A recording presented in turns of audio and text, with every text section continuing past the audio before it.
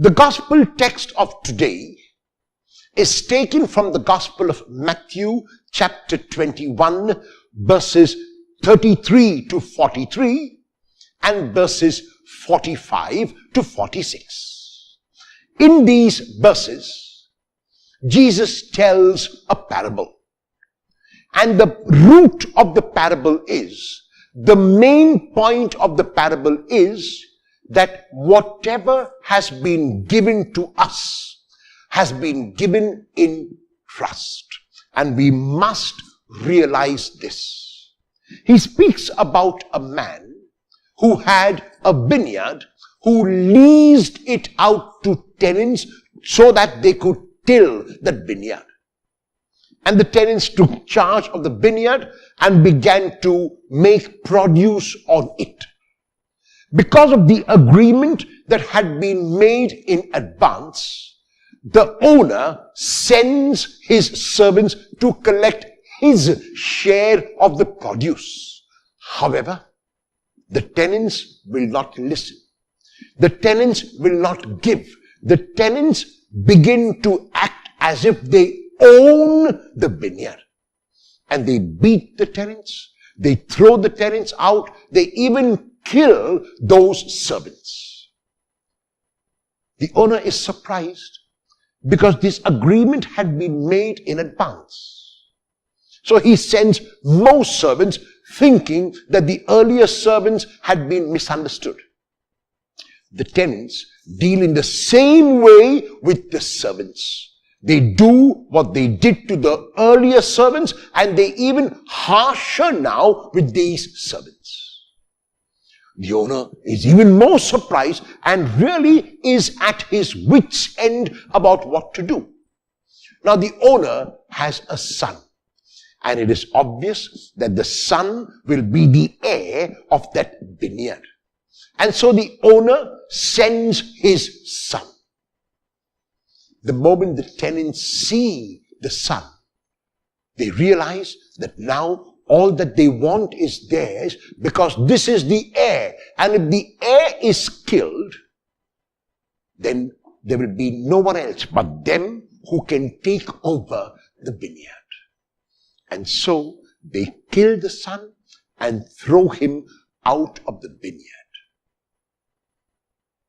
The reference is very clearly to the prophets who had been sent by God and who were treated shamefully. The reference is to the second group of prophets who were sent by God and treated in the same way as the former group, shamefully. And then in the fullness of time, God was at his wit's end and did not know what to do. But God had a son. And God sent his son. Whether the former prophets, whether the latter prophets, whether the son who was sent, all came with the same message. And the message was that God wanted to reconcile all people to himself. God wanted us to realize that we were not owners but tenants. God wanted us to realize that our lives here on earth was a short life. 60, 70, 90, 95 years. That is all. For God, there is no time. But for us, these years given to us, no matter how many years they might be, must be lived as if we were tenants, must be lived entirely and fully, must be lived by tilling the land and giving God, which means giving others, their share of the produce. However, as tenants in the parable of today, as those who have gone before us, we behave in the same manner. And our response, unfortunately, on the three levels, that is, our response to each other, remains at the level of selfishness. We try to accumulate, we try to gather, we try to gain as much as we can for ourselves without often even a thought about another.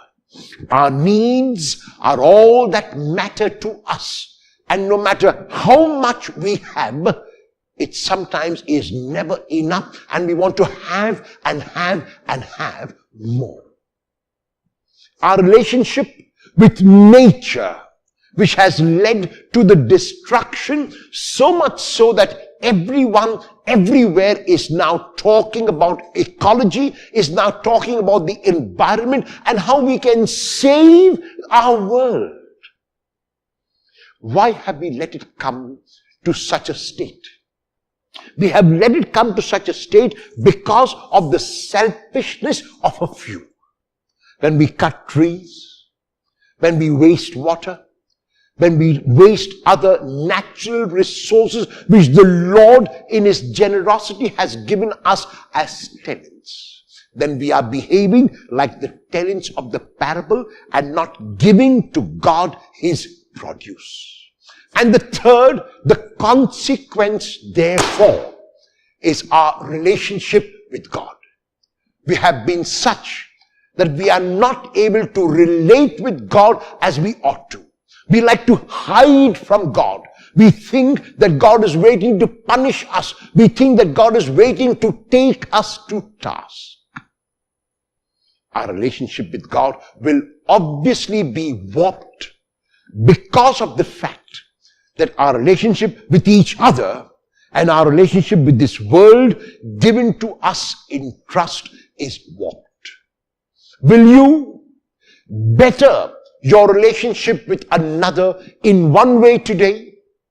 Will you better your relationship with the world in one way today, so that your relationship with God can also be better?